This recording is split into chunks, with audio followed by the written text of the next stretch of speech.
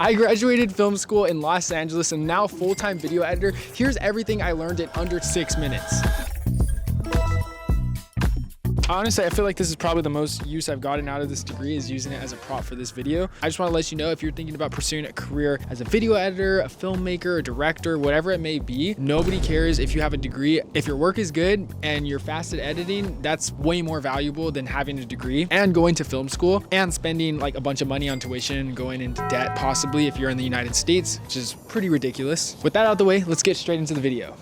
So I'm making this video because I know a lot of film students who are very passionate about what they do, but they're also very broke. And I want to help you not end up like that. So that's why I'm making this video. The first thing I learned at film school is take a production major if you don't know how to edit or operate a camera, and take a business or like media management option in film if you do know how to edit or operate a camera.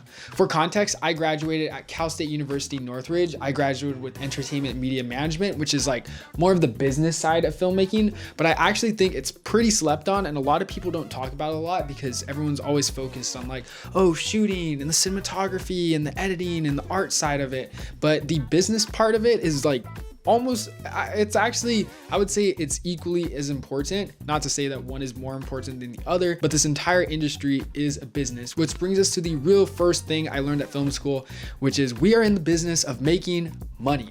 That was a line that we repeated every start of class. Shout out to Professor James Overman. He used to be an executive at NBC, and he'd always have us repeat that because at the beginning of the class, the first time we said it, everyone's like, oh, we're in the business of making movies, but that's not true. You're in the business of making money. The second thing I learned at film school is the psychology of top of funnel. Now, what do I mean by this? You have to understand why movies exist in the first place if you want to get into the film industry.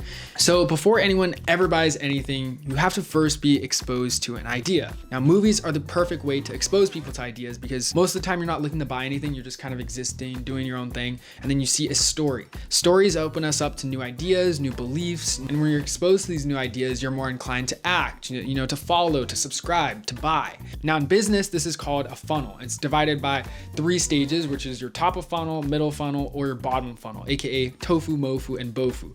What does this have to do with film industry? So once you watch a movie, you're exposed to that new idea and you're like, oh my goodness, I do believe that. Like Batman is more of an idea than the person, or Barbie is Barbie. Sorry, I watched Barbie once. But once you're exposed to those ideas, you relate with them, you're more inclined to move and act on those. That either leads to, buying merch, buying into experiences, theme park tickets, but also where this comes really in handy is for the advertising industry. The advertising industry can connect you with products or businesses and services that relate and are very aligned with those themes and stories and ideas that you see in these movies. That's why movies exist. That's why movies matter economically. Movies aren't here to close the deal. They're just here to set up the stage, introduce you to ideas which will lead you to buying products. Hopefully that's not like super cynical sounding or like super ultra capitalistic, but honestly, that's the raw reality of the film industry. The third thing I learned at film school is Joseph Schumpeter's theory of creative destruction. This basically says that new innovations will constantly emerge, destroying old products, industries, methods, and processes. In order to apply creative destruction to your life, whatever you're gonna do it differently. Think outside the box, do it in a way that no one has ever done it before, because you'd rather be the disruptor than the one disrupted. The singular most talked about topic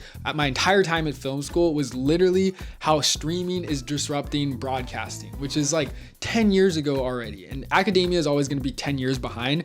They don't even oh my God, probably in 10 years, you'll barely start getting the books that are talking about how AI is disrupting everything. But it's true, movie theaters, Blockbuster, all of these old industries were disrupted by streaming. And it was an incredibly new idea, incredibly innovative, and it changed the industry. Fourth thing I learned at film school is get a LinkedIn and farm 500 connections like ASAP. This is probably the easiest way to get an internship. At least that's how I got my internship. I made a LinkedIn. Even if you hate it, just go on LinkedIn, put in your skills, put in your city, like where you're based out of. You can put open for hire if you want. Some people will say that's desperate. And then every day just connect with like 50 people. I think 50 is the max, and do that until you get 500 connections. So much more likely to land an internship if you exist on LinkedIn. That was my experience. I literally got reached out by so many recruiters. I just put, I'm a videographer, and I would occasionally post some of my work on LinkedIn.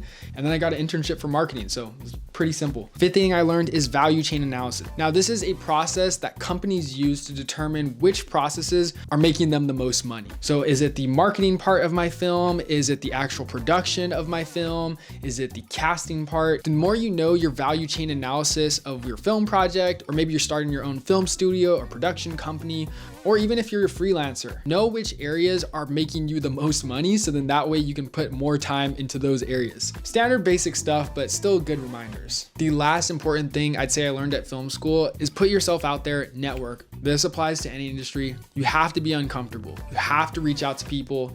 You have to stay later after class and meet the executives. You have to get everybody's Instagrams or LinkedIn's on the sets that you're on. The more you talk to people, the more you're a nice person and you actually care and you show interest about them. You're not just trying to like get a gig all the time. You're way more likely to get a job or have work after graduating. Seriously. Film school, college, university in general is a very special, short period of your life. So you want to make sure you get the most out of it. The only way you can do so is putting in the most energy and effort. So hopefully that helped, guys. If you're still thinking about going to film school, didn't want to make this video to discourage you, but I just kind of wanted to make this video to let people know, put some warnings out there, kind of give a quick disclaimer. I still think there's a lot of great things you can learn from school and take away.